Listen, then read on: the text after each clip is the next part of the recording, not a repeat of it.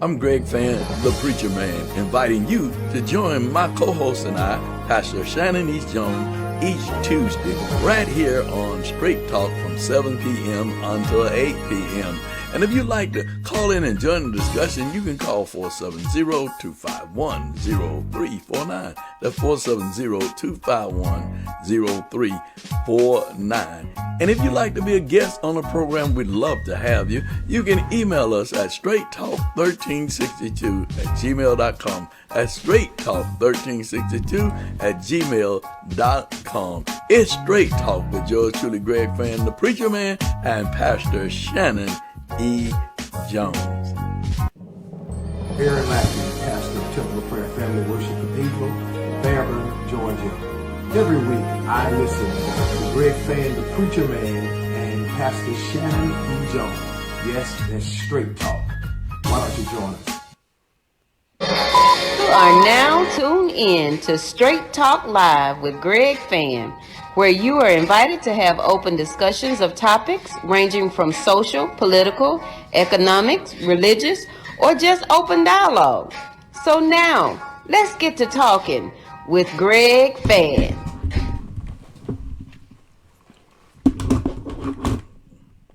Well, let's get to talking. You know, I got my Straight Talk mask on.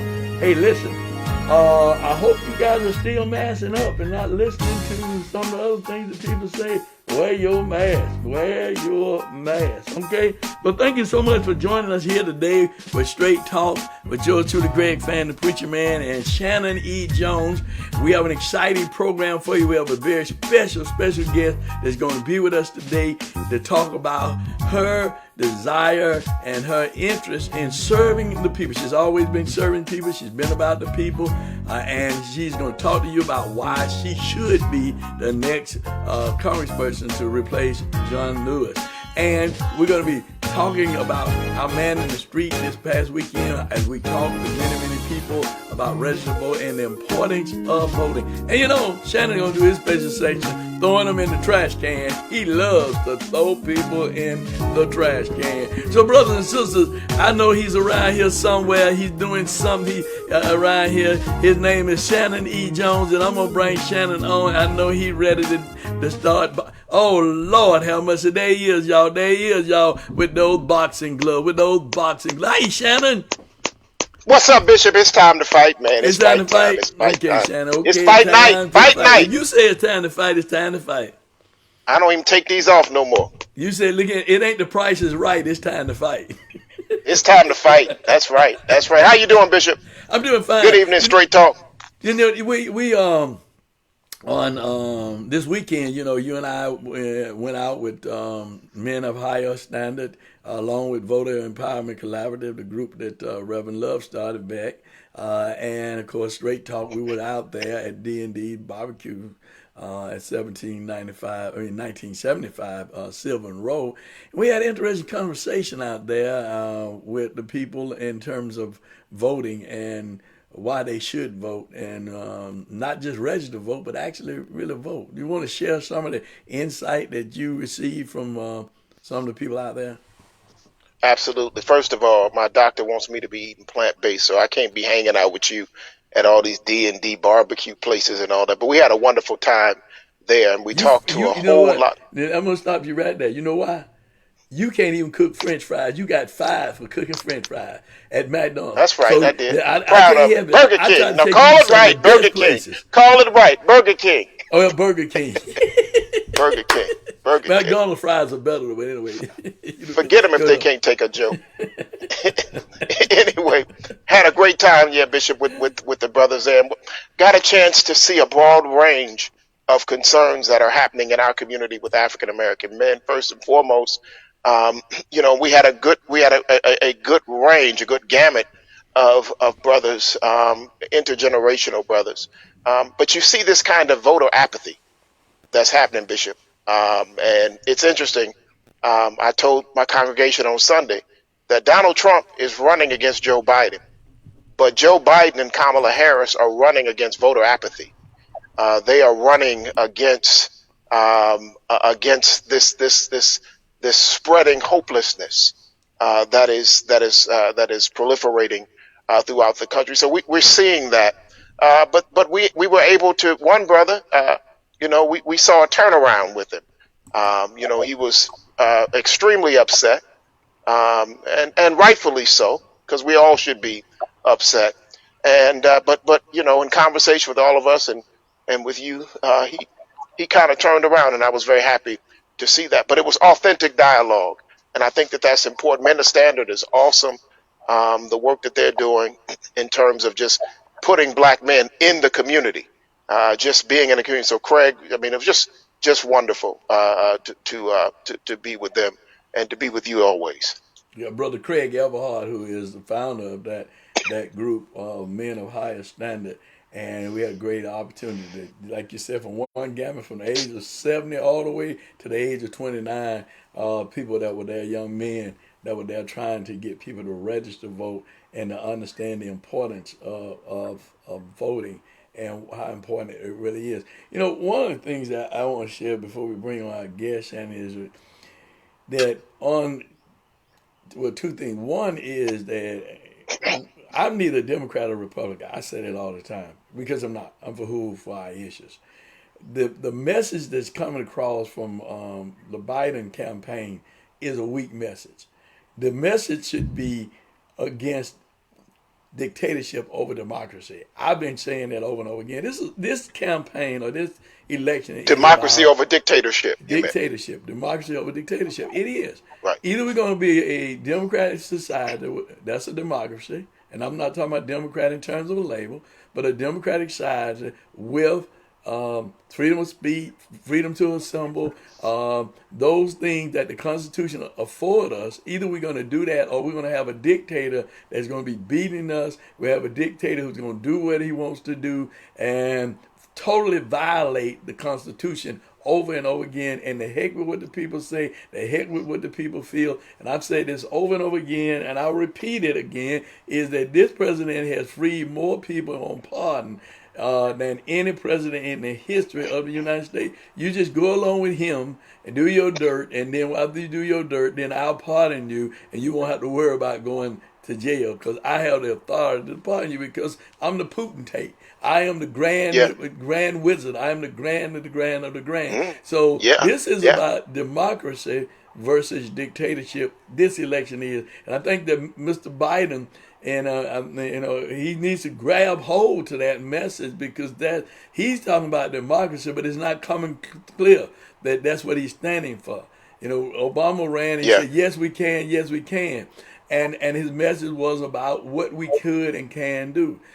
Mr. Trump ran on Make America Great Again, and he has worked on changing the dynamics of America. The norm that we once knew is no more the norm anymore when we have all these people dying by this virus and all these people unemployed, even though he'll say the economy is great and people telling lies about how great the economy is, and people haven't even got their unemployment check from when it shut down for the first time. So how is the economy great? How many people losing their home? How is the economy great? How are you making the economy great? You can say anything, but what we see is what it is, and people buying and they're getting a $1,200 stimulus check, and they're saying, well, he's taking care of us. Once you spend that $1,200, then what you going to do after that 12 is gone? Because you still need more money. But anyway, on yesterday, CBC had a great conference, press conference with all of the candidates who was willing to suspend their candidacy to come and talk about voting suppression. And we were glad to have with us Keisha Waits. And we're going to bring Keisha in, and we're going to have a conversation with Keisha about her candidacy and why she feels it's important that we stand up for what's right and the legacy of the late Congressman John Robert Lewis. Keisha, thank you so much for joining us today. Thank you. Happy to be with you. All right. Representative.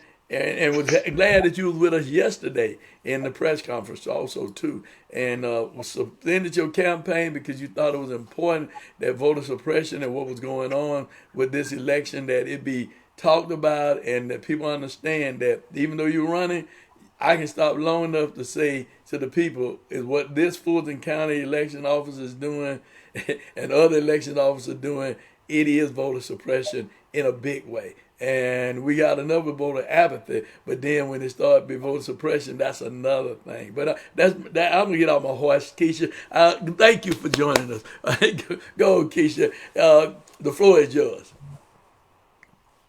Well, I mean, Bishop, I'm happy to be with you both. I think you summed it up. I don't know what else to say. This is certainly a challenge. I think you hit the nail on the head. Well, Okay, why we are got. you running? Why are you running for this office, Keisha? Why do you think this is important that you're running for this office? Why do you think it's important that you are elected to this seat versus the other people that's running?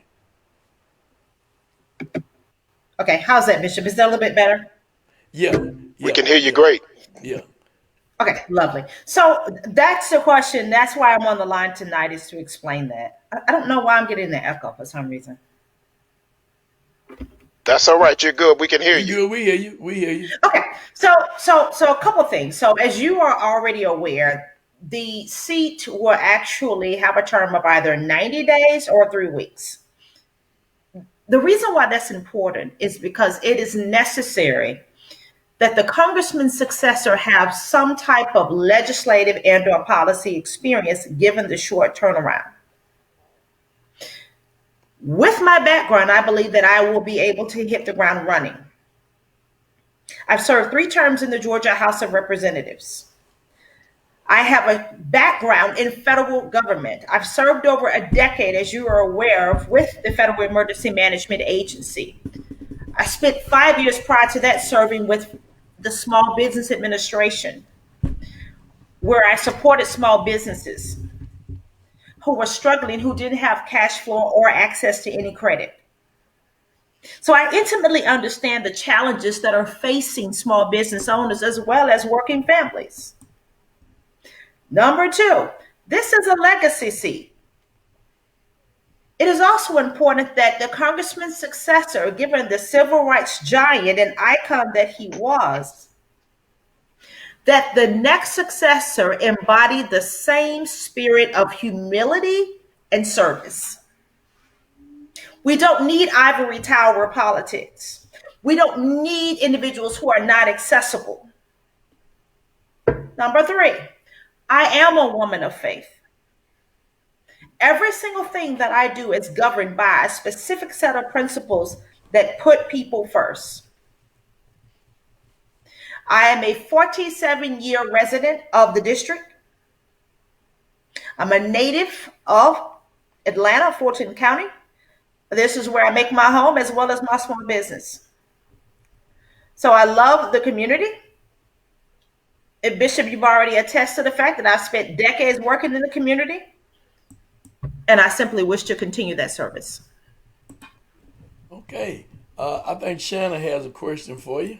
Shannon? I do. I do. I have a cousin named Craig, and Craig works. He will keep a job for about 90 to 30 days, and if he keeps it for 90 days, he actually starts looking for a retirement plan because that's how often he gets fired off of a job.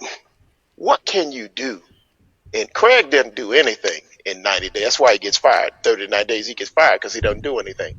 What can you do in 90, I think it's 96 days or 33 days if we go to the December 1st runoff? What can you do in that amount of time, and what do you plan to do? Well, I think there are a couple of things. So I like the fact that we are being realistic with the short turnaround. Most people are aware that the Georgia General Assembly runs for 40 days. That's all you get. So I would say that there are only 2 people in this race who are accustomed to a fast-paced, expedited legislative session. What that means is you have to hit the ground running. You have to have relationships. That is at the state as well as at the federal levels. As I started my conversation, I indicated that I've served for over a decade in federal service. I have managed 27 federal disasters nationwide. I've provided staffing support to 38 states serving members of Congress. What does that mean? That means that when people have needs, you have to know who to call, where to call, and what the process is. So, three things I think we can realistically accomplish: constituent services. Congress is currently in session. We are without representation. There are a number of families who've received no support, no COVID release, no stimulus check. There are several small business owners who are not familiar with these SBA loans. So I think we can push out and disseminate information. Number two, Congress is currently negotiating COVID relief package going forward. There's some conversations surrounding student loans. There's also conversation surrounding streamlining the SBA portion of that. Many of our small businesses are ineligible because they don't meet the definition of being a small business owner. Some of them are non-compliant, meaning they have no P&L statements, no business records. So they're going to need some help in terms of building their capacity. I believe we can support them in that effort. And we hand that off to the successor in Nakima Williams. So we're very realistic in terms of what the role actually is. And I think that constituent service is the number one thing. If we're successful on the first night to go to Washington to advocate for extending COVID relief efforts to small business owners who, by definition, are non-compliant. Secondly, those families who were ineligible for whatever reason for any assistance.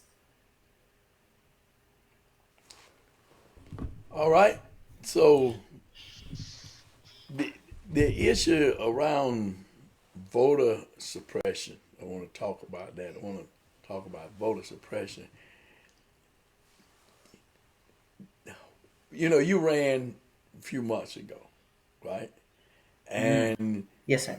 there was so many people that were confused on the absentee ballots.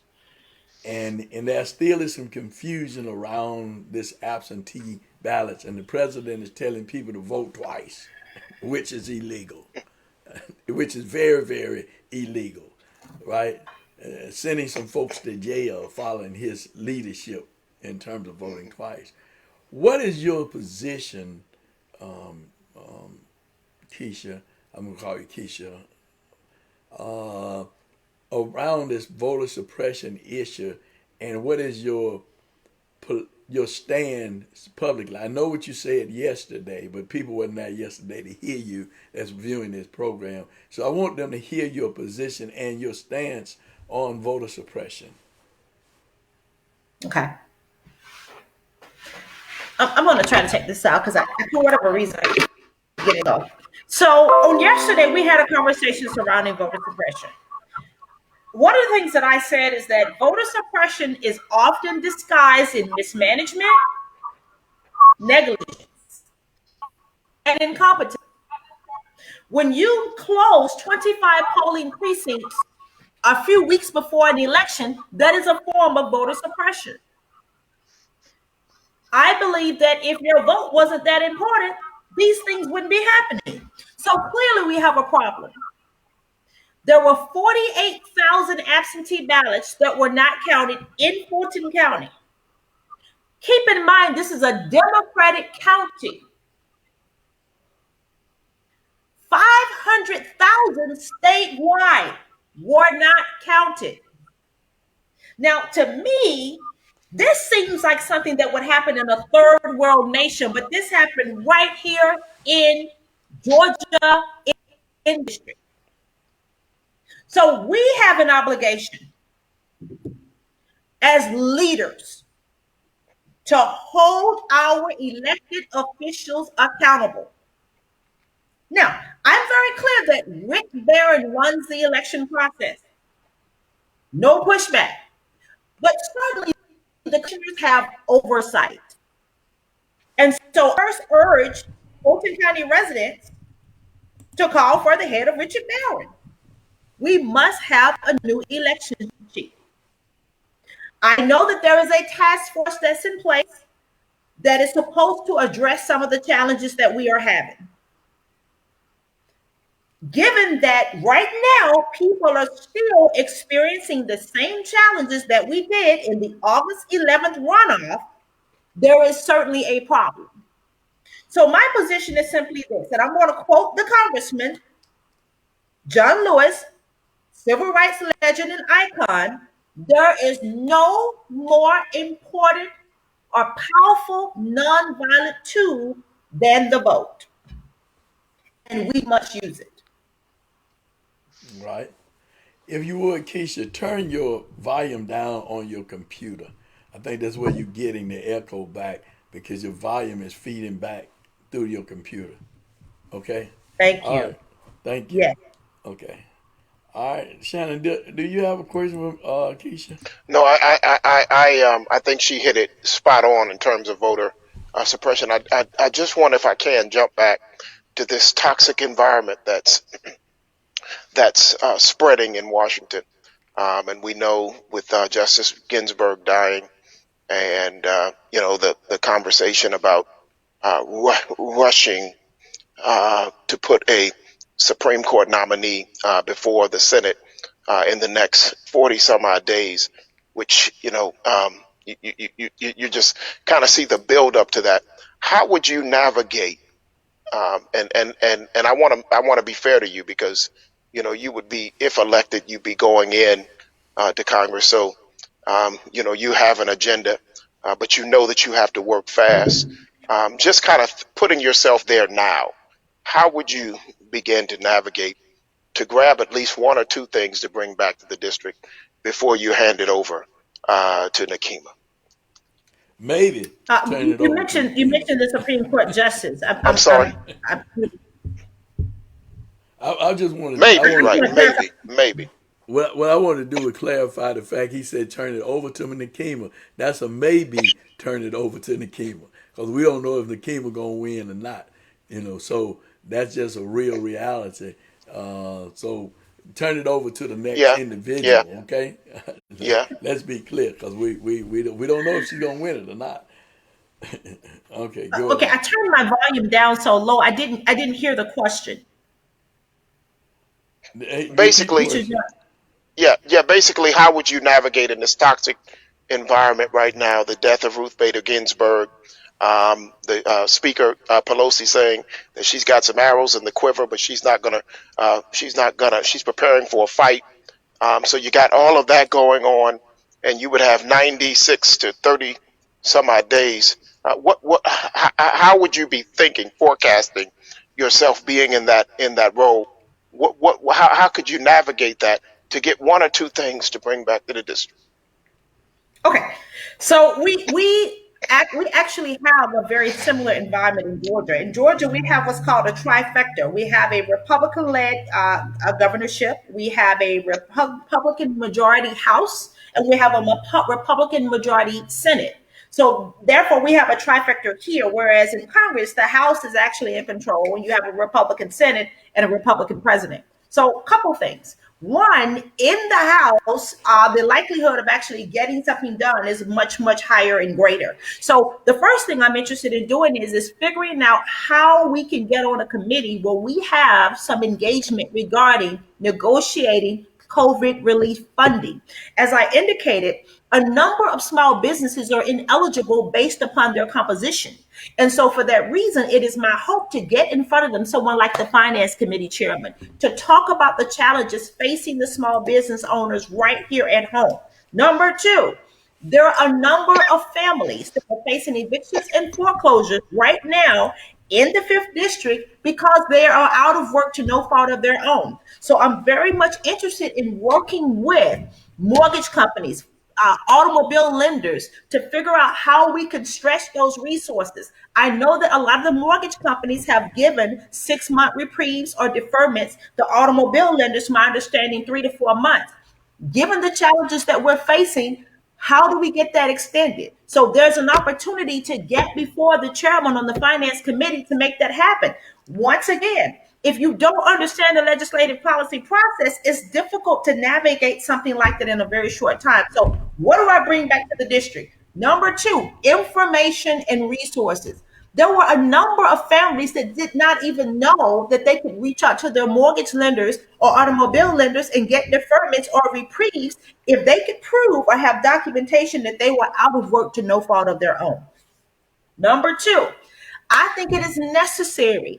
I won't go to the extent of my opponent and call our president a crook or a liar. The facts are what they are. We know this stuff already. But I will say that it is necessary that we work to elect new leadership at the federal level in the White House. And so I believe that I can use my voice throughout the fifth district to articulate for people who are turned off, tuned out, who do not see themselves in the process.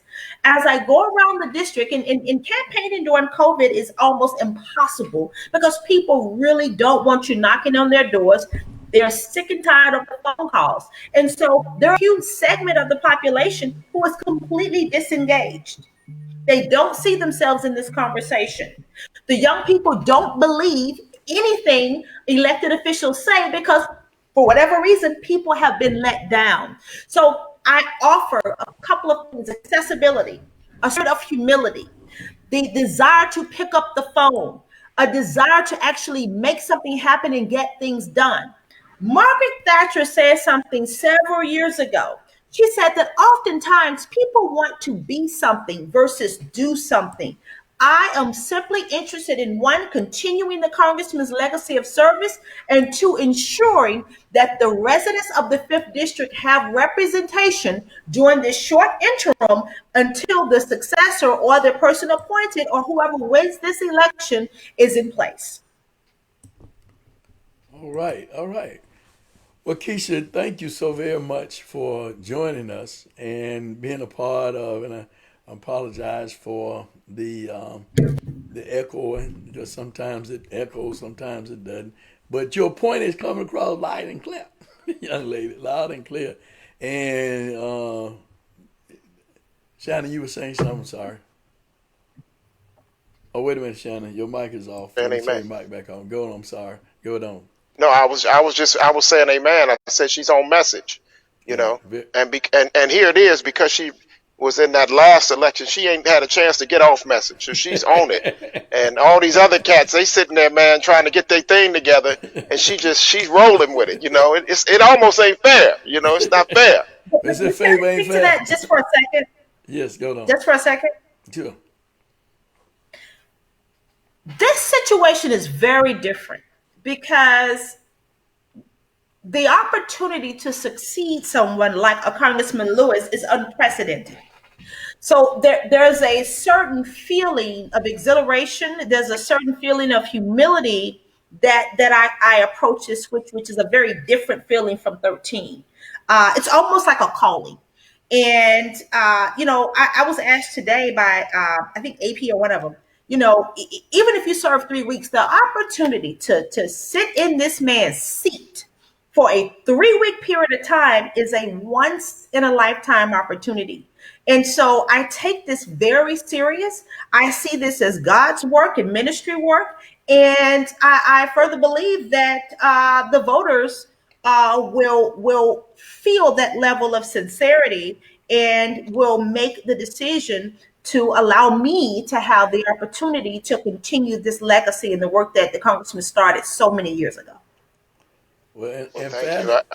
in fairness to you, Keisha, and I've said this to said it to a reporter yesterday who asked who were the front runners in the race. As I see it, and I said there's only two people I can think that's out of everybody in the race that should even be considered. It would be yourself and Kwanzaa Hall, because you guys are the only two people who have legislative experience and have been there, done that, that could hit the ground and begin to do something over a short period of time versus someone trying to find the bathroom and trying to figure out what's what and who and this kind of stuff. But I thank you for offering yourself for candidacy. I thank you for the work that you've done in the past and you continue to do, and your commitment for public service and looking out for the least, the less, the lost, and the left out. Thank you so much for joining us today, and we wish you the best. Shannon, do you have a closing remark? Thank you. Man, thank you so much. And I just want to echo Dr. King's words. Anyone can be great because everyone can serve. And you have demonstrated your greatness because you've been on the front line and you've put your body in the struggle to serve people. And you've placed people ahead of politics. I wish you well, my friend. Thank you so much. I hope to come back next week. All right. Let me ask you a question. All right. You going to ask the people to vote for you before you go? Oh my goodness. Thank you, Bishop. Yes. I ask you for your prayers. I ask you for your vote. And if you can send a few dollars, go to KeishaWaits.com. The website is there. It has a platform. It has my background of service, professional business acumen, and so forth. So thank you so much. I ask you for your prayers and your vote. All right. Thank you, Keisha. Well, we're Thank you. glad to have had Keisha Waits here with us today. And she's running for the 5th District Congressional seat to fill the unexpired term of the late Congressman John Robert Lewis. Okay? So Shannon and I were back. We're asking you if you want to be on Straight Talk. All you got to do is email us at straighttalk@gmail.com.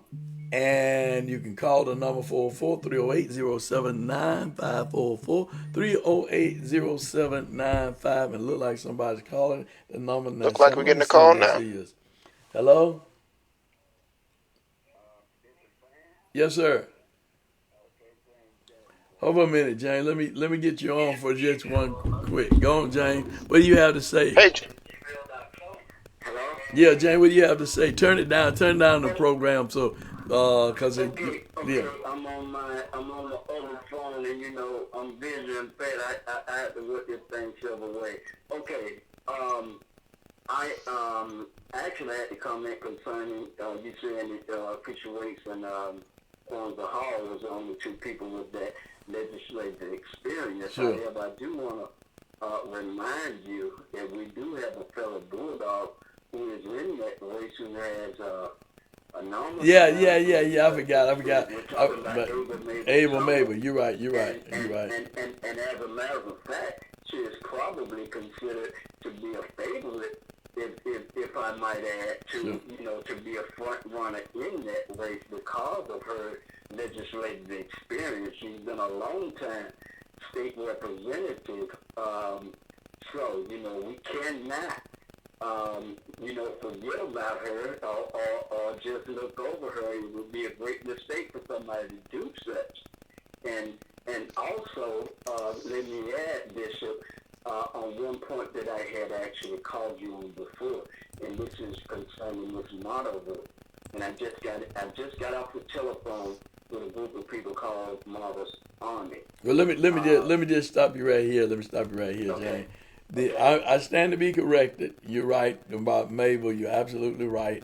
And I do stand to be corrected. And thank you for correcting me on that because she has been a legislator. She's been a city council person. She's been a state legislator. And she's been very, very out fighting for the least, the less, the lost, and left out for many, many years. So I do apologize for that. I did, and I stand to be corrected. But going on, when I'm in error, I admit I'm in error. Go on, John. You were talking about the model. You were talking about the model thing now. Yes, this vital issue, that's as a matter of fact, that's plaguing our black community. And as I mentioned on this show before, Vermont eliminated the 3 crucial bus routes to the Atlanta University Center: the number 68, the 813, and the number 3. The 813 going directly through the Atlanta University Center. And I made a phone call to Marta when I found out they eliminated the 813. I already knew they had eliminated the number 3. Of course, you and I used to ride the number 3 growing up. Right. But 813, they told me, and I asked them, what were these students to do? And the person on the phone told me, well, they can either walk from Ashford Station on West End. I just said, you telling me you want these kids to walk a mile either way to school, whereas you've been providing transportation a block away from their campus. So it didn't fly. So what I've done, I did have a conversation with the chief of operations for Modern Buses, Mr. Clifford Greenwood.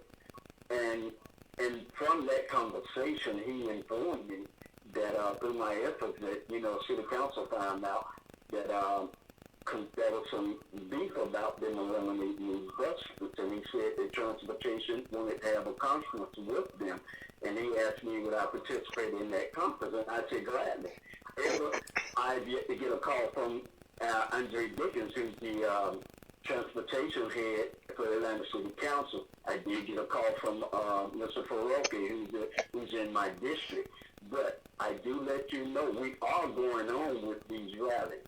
We're going to put on one next week, and I'll get you the flyer before this week is out. Okay. We are going on with these rallies because they are hurting a lot of black people. There was a woman on the news one day saying that she had to take a Lyft ride. $30 one way. She spent $60 a day getting back and forth to work. Barely had $50 left over in the week for herself. So, this thing cannot keep going on. Mother has money. It's not about the money. I am convinced this stuff is systematic. They have their knees on black folks' neck. And they have pushed the button. You can talk to you, Blue, to try to convince me that this is not the case. But I talked to the chief bus operator, the man in charge of bus operations. And actually, I got a sense of what's going on. I stood there talking to that man for 45 minutes. And I saw that number 5 Sandy Springs come out of Lindbergh Station every 12 to 15 minutes. Nobody on that bus. But I'm sitting here in a complex where people cannot walk. People use wheelchairs and walkers, and they eliminated 2 bus routes, the 809 and the 899, which service 2 hospitals, Georgia Baptist and Grady. And he could not give me a definitive reason why. We need these buses back online. Let me just say this to you. I think your point is definitely valid, what you're saying about that. And they do have transportation meetings. They've been having transportation meetings in terms of with elected officials and talking about closing routes and stuff. So I think you're going the right avenue dealing with elected officials in terms of addressing that, because they can address it with MATA, because MATA get plenty of funding from this city of Atlanta, and not only city of Atlanta, but the metro area where they getting that 1 cent sales tax for MATA. So yeah, keep in the fight, give us the information, and we'll pass it on, and we'll see what we can do to help you. Thank you so much, James, and thank you for that correction too. Thank you. Have a good evening now. Alrighty. Bye-bye. James staying on the battlefield. He's staying on the wall. We gotta take a break now, take a commercial message. We'll be right back with Shanan Jones. Throw him in the trash can. Wanda Piggestock, and I am an owner of Afia Environmental Group. We are here at Liberty International Church disinfecting for the COVID-19 virus. This disinfectant is a powerful disinfectant for the virus. However, it is safe for human consumption. And we will allow our technician to give you some additional information about the process, what he's doing, and how the chemicals work. Chlorine, vital oxide, which is a chemical that is used to kill mold, mildew, viruses, fungi. Actually, it's one of the best non-invasive chemicals on the market. As you see, we are here disinfecting this building without having to get on a full mop gear. What that means to you, that it is friendly when it comes into human contact, but at the same time, it has the ability and effectiveness to kill germs. We are AFIA Environmental Group. In addition to providing disinfectant services, we also carry hospital-grade medical masks and the KN95 mask. If you are interested in our services, please contact us at 404-973-0502. Hi, and I'm on Straight Talk with Greg Fann, the Preacher Man, one of the greatest pastors in the communities that really care about our communities. We need more pastors like you who are on the ground working, and I appreciate your community spirit.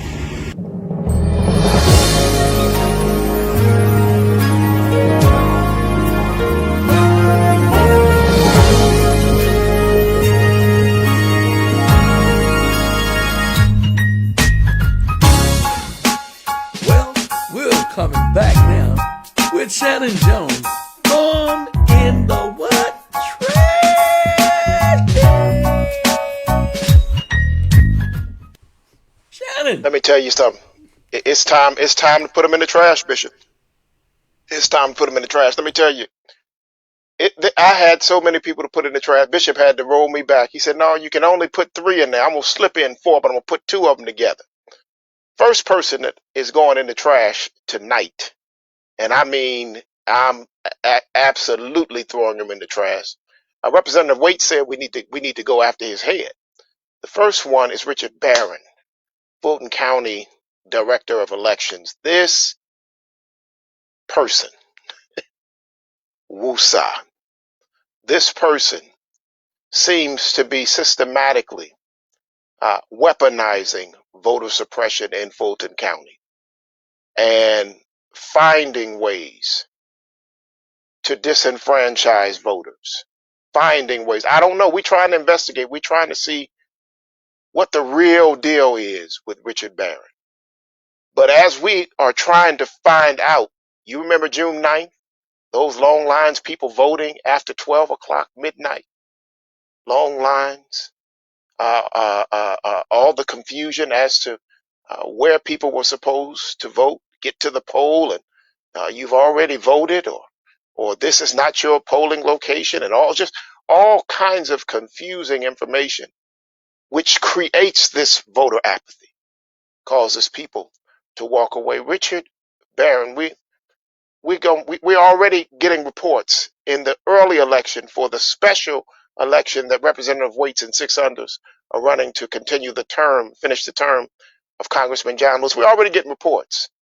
Bishop Fann was told that he already voted. Now he's a super duper voter, and he goes to vote, and they try that on him in Fulton County. Until you tell us, yeah, well, we got this plan that we're getting ready to roll out for the November 3rd, but you're perfecting something, and you're stealing something out the back door during this early vote. So we're going to go ahead and lift your behind up, Richard Barron, and we're going to throw you in the trash. Richard Barron, in the trash. In the trash. In the trash can. Ha, ha, ha. That's right. That's right. See you. Yeah, go on down there. That's right. That's right. Next person is the Secretary of State of Georgia, Brad Raffensperger. Oh, man, that's a tough name.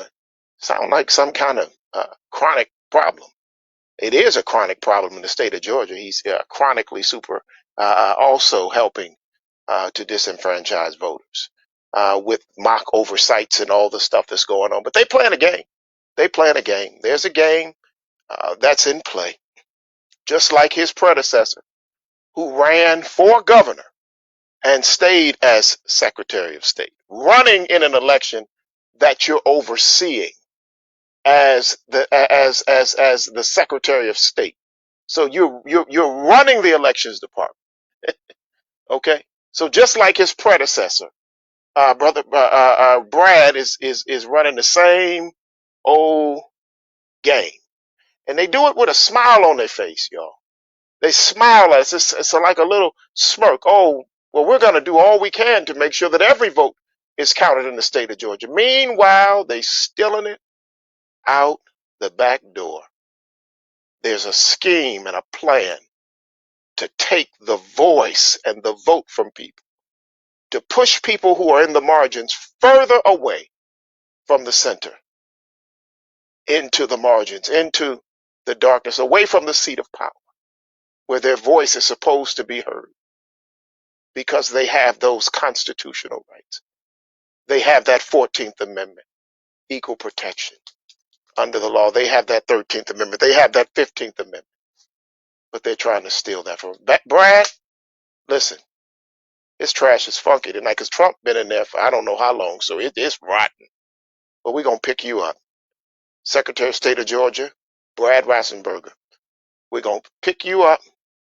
Raffensperger, excuse me. We're going to pick you up and throw you in the trash. You're going in the trash can. Ha ha ha. Goodness. Woo. Man, it's funky down there. And these last two, I'm going to put them together. Justice Ruth Bader Ginsburg died on last Friday. Her dying wish was that she not be replaced until the next president comes into office. She fought, but with pancreatic cancer, the stage that it was in, given her age and the years of wear and tear, fighting for justice and fighting to liberate women and men and black and brown people and marginalized people in the United States of America. She got a little tired, and it was time to hang up that robe and put on another robe in another place up in heaven. So as she was ready to take that, she said, don't replace me. Let the next president replace me. Well, old Lindsey Graham over in South Carolina, who, I mean, he is the grand wizard of the flip-floptocracy that happens. I mean, he's against Trump, now he's for Trump. Now he's saying we need to push Trump back, then he's giving Trump a platform. Well, he said, I don't believe that we should consider a nominee until the next president is chosen, should it happen within a time frame that's close to a presidential election. For Barack Obama, it was 11 months. 11 months when Obama tried to put his nominee in office. 11 months, they said, no, we're going to have to wait. 11 months, almost a year, we're going to have to wait. And they stalled that choice. Mitch McConnell, who I'm putting in the trash with the distinguished gentleman or undistinguished gentleman of South Carolina, the chairman of the Judiciary Committee, Lindsey Graham, who said, you can quote me on this. I will not change my mind. Well, they got to him, and he's in a heated race, and he flip-flopped, as he always does. And he and Mitch McConnell, who are purveyors of evil together, purveyors of evil, the two of them have said that in the next 40-something days before the election, in the midst of COVID, 200,000 Americans dead, an election coming up, people locked in their homes, can't go to the polls, a president demonizing mail-in votes, all the confusion, and they're rushing through someone to have a lifetime appointment. They're going to try to make that decision in 40 days. Mitch McConnell, I want you to take the hand of your friend, Lindsey Graham, because the two of y'all is absolutely going in the trash. You're going in the trash can. Ha ha ha. In the trash. No, Trump, stay down there. No. Stay down there. Stay down there. Ooh, it stink. We got to get this trash. We got to get it out of here. We got to get it out of here. We got to get it out. Look, if you got somebody else that you think should be in this trash, I want you to email us at straighttalk@gmail.com. That's straighttalk@gmail.com, or give us a call at 404-308-0795. Let us know. I got somebody else that I think needs to go in the trash. If you want to get somebody out the trash, you got to go down there and get them. But you give us a reason why they should come out the trash. Look forward to talking to you next time with Trash Talk on Straight Talk.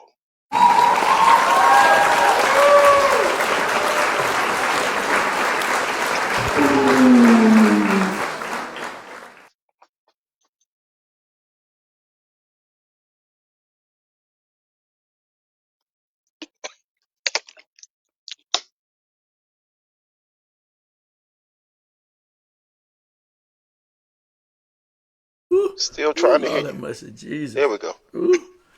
No, Shannon, Stank, don't it? It took my breath, Shannon. I couldn't come back on. Woo. I'm just telling you, Shannon. Woo. We got to Lord, get some new and I deodorizers know or you something. wanted to throw one other person in the trash can. I know you wanted to do Mr. Ball. I know you wanted to put him in there. And I what he talked absolutely about want to black put in. folks and slavery and equated the Absolutely. coronavirus to the same thing as locking people up in their homes. Locking They people in locked up to in their slavery. home. I mean, and Yeah. equated it to slavery. Where was he? What? But anyway, Shannon, I tell you. When we were dying on slave ships, packed in there like sardines. The nerve of this. Woo! Well, you know what it is. You know what it is. You know exactly what it is. We got another caller coming in. Look like his brother Charles Ramsey calling in. What's up, Charles? Pastor Ramsey? I just wanted to call and said I think Reverend Shannon did a good job. He put everybody in the trash good. He put everybody in the trash. Ramsey, who else? Ramsey, who else should go in the trash? Who else Ramsey got? Who said they go, Ramsey? I know you want Bar to go too. Who else should go, Ramsey? Who else should go? No, I don't have anybody else to go in the trash this evening. I thought Reverend Shannon Jones did an excellent job. He put everybody in the trash. Everybody got to go. Got to.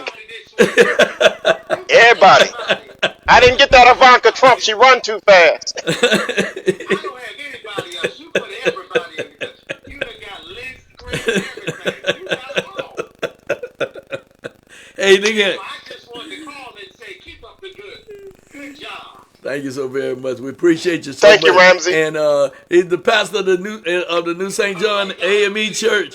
New St. John AME Church, Fann, Georgia, in the Epic Center, doing a great work down there, helping and looking out for the least, the less, the lost, and the left out. Just had a COVID test at the church, feeding folks down there at the church. And listen, if you're looking for a church, St. John is a church for the community, serving the least, the less, the lost, and the left out. Thank you so much, Pastor, for just calling in.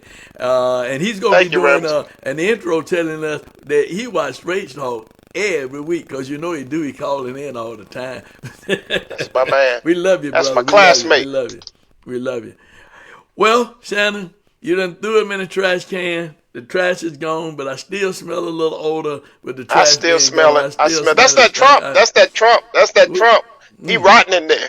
Well, you know, some maggots down in that thing. It is. But yeah, democracy is at stake. Democracy is at stake. They don't care anything about the people. It's all about their own agenda, and the people are left out of the agenda, Shannon. And I want to thank you, too, for being a young man with the courage to stand up for what's right and not be afraid to speak truth to power. And I'm looking the other way, talking to you, but I'm looking to the folks, not you, Shannon. Yes, sir. Thank you, sir. And I thank you. Really appreciate you speaking truth to power and hanging in there, and telling the folks what thus said the Lord and not being afraid. Invite the folks to the church, to the gathering church. Shannon, come on. You got invited. And I thank you for being a mentor of that kind of prophetic courageousness. Please, I want you to go to www.facebook.com/The Gathering ATL, The Gathering ATL, and you go there, and I want you to join us at 11 o'clock on Sunday for our virtual worship service. Then you can go to that same site every Wednesday at 12 o'clock and 7 p.m. as we come together for the Gatherings Global Bible Study. One church, two continents.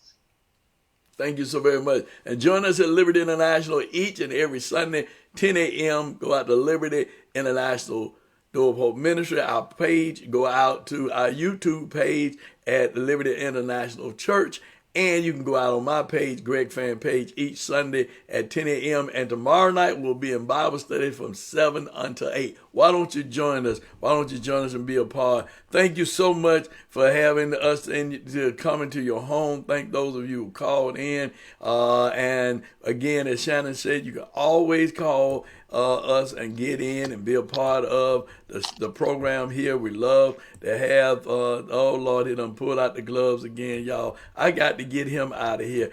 He's got to go now. He wants to fight again. But listen, we want you to join us each and every week right here on Straight Talk with yours truly, Greg Fann, the Preacher Man, and Shanan Jones. And do call us. And I'll bring Shanan back again and let him just give you that information one more time. Shanan? Please call us at 404-308-0795 or go ahead and email us at straighttalk@gmail.com. That number one more time is 404-308-0795. Shanan, you put the gloves up, that's why I brought you back. But oh, yeah, I thought you. Oh no! Bye, Shanan. Bye, Shanan. Lord have mercy, Shanan. Thank you, Jesus. Bye, Shanan. Bye. You know, Shanan did a great job. He's the vice president of the Concerned Black Clergy of Atlanta, and it was a great press conference on yesterday that he presided over, and I commend him for the work that he's doing as a young minister, standing up for the least, the less, the lost, and the left out with courage and with boldness. And in times like these, we need ministers who are not afraid to preach the gospel and not afraid to stand up for social justice and inequality, not afraid to speak out. Yesterday, I had opportunity to film it from Straight Talk, and of course, I was filming and something was said, and I had to go up and say something because that's just the way that I am. But I called for Mr. Barron, who is the superintendent, the election superintendent, and some people call him the director, some people call him superintendent, but he's the election director, superintendent, whichever title you want to have, that's been responsible for the election being held in Fulton County. And every year, they brought him here to straighten it out. But ever since he's been here, every year, we still that's where Fulton County is the largest county in the state of Georgia and ought to be the trendsetter and showing people all over the state, and not only the state but the country, how to run an election, a proper and effective election. Mr. Barron has not done it. I call for his resignation. I call for his termination. It's time for Mr. Barron to go. We need to, and Shanan put him in the trash can. We need to keep him in the trash can, and we need to get him out of here and send him from whence he came back to whence he came, or wherever he's going to go to mess up another election department. But we need to have someone who's going to run an effective professional election for Fulton County. The state is on us about elections and over again, and we keep dealing with this stuff over and over again. And I want to encourage everyone, you register to vote, I want to challenge you. Don't just register to vote, go out and vote. Go out and vote. If you do it absentee, drop it off at your county election office or drop it off at one of the drop boxes. Don't trust the mail. Drop it off at the box. And if you're going to go in person, make sure if you're going to take the absentee ballot that you receive to the poll, make sure that they spoil that ballot. Don't let them tell you, no, we don't need to tell them to spoil that ballot. And when they spoil that ballot, tell them to call downtown to the election office and let them know that you voted in person, okay? Tell them to spoil the ballot, give them the ballot, and tell them to call downtown. Find that poll manager. They say we don't do it. Find that poll manager and say, hey, if you don't call, I'm going to call. We're going to call because I don't want nobody saying I voted twice, okay? Don't let it happen to you. And let everyone be counted, dotted, and everybody be counted. This is an important election. Democracy is on trial. Democracy, I can't say it enough. Our civil liberties, our freedom of speech, freedom of assembly, even to vote is on trial because after a while, you won't be able to vote for who you want. They will tell you who it will be. They'll be dragging you out of your house, beating you with batons. We'll be a third world country. We have been a country found on political freedom, and we want to continue to be that way. That we vote for people who we feel that will serve our best interests. God bless you, and God bless this great country called America. Until next week, you've been in tune to Straight Talk with yours truly, Greg Fann, the Preacher Man, and Shanan Jones. I'm Greg Fann, the Preacher Man, inviting you to join my co-host and I, Pastor Shanan E. Jones, each Tuesday, right here on Straight Talk from 7 p.m. until 8 p.m. And if you'd like to call in and join the discussion, you can call 470-251-0349. That's 470-251-0349. And if you'd like to be a guest on the program, we'd love to have you. You can email us at straighttalk1362@gmail.com. That's straighttalk1362@gmail.com. It's Straight Talk with yours truly, Greg Fann, the Preacher Man, and Pastor Shanan E. Jones. Invite your Facebook and social media friends to check us out on Straight Talk with Greg Fann.